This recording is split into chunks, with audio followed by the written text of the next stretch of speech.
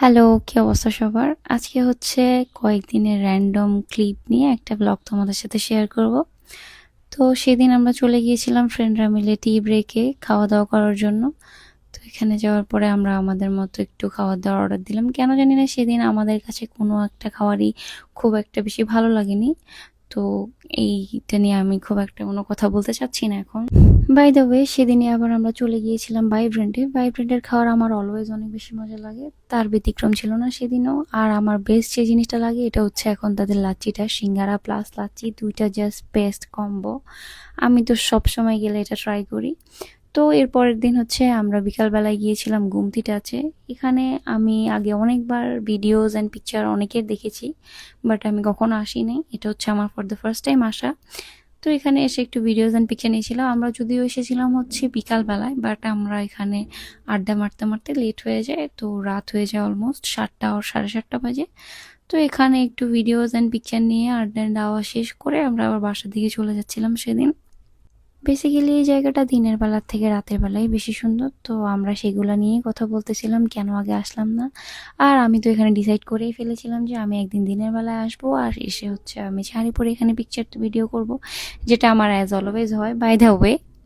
এরপর সেদিন ওখান থেকে চলে আসি ডিরেক্ট বাসায় আসার পরে আর কোনো ক্লিপ নেই। এর পরের দিন আমরা আবার বের হয়ে যাই। সেদিনও আমরা গিয়েছিলাম হচ্ছে, নামটা আমার এখন মনে পড়ছে না, তোমরা কেউ যদি জানো তাহলে আমাকে অবশ্যই কমেন্টে জানাতে পারো।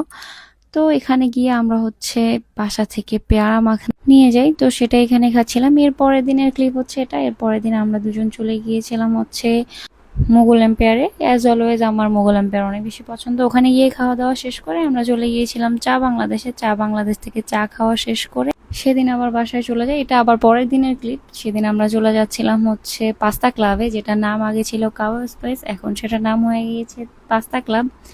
তো সেখানে গিয়ে আমাকে একটা সুন্দর ফুল দেয় আমার ফ্রেন্ড, আমি সেটারই একটু ভিডিও করতেছিলাম বাই দ্য ওয়ে। এরপরে হচ্ছে আমরা ওখানে খাওয়ার অর্ডার দিই।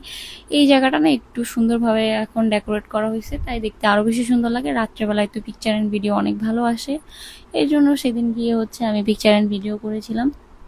তোমরা অনেকেই আমাকে কমেন্টে জিজ্ঞেস করেছিল যে আপু প্লেসটা কোথায়। এটা হচ্ছে একটু চেঞ্জ করার কারণে হয়তো তোমরা চিনতে পারতেছো না। বাই দ্য ওয়ে সেখানকার খাবার আমার অলওয়েজ অনেক বেশি পছন্দ। আমি এখানে অর্ডার করে দিই হচ্ছে তাদের পাস্তা প্লাস হচ্ছে লাচ্ছি। তো তাদের পাস্তাটা অনেক বেশি মজা ছিল আর লাচ্ছিটা ছিল এভারেজ, আমার খুব একটা ভালো লাগেনি আবার খুব একটা খারাপও লাগেনি।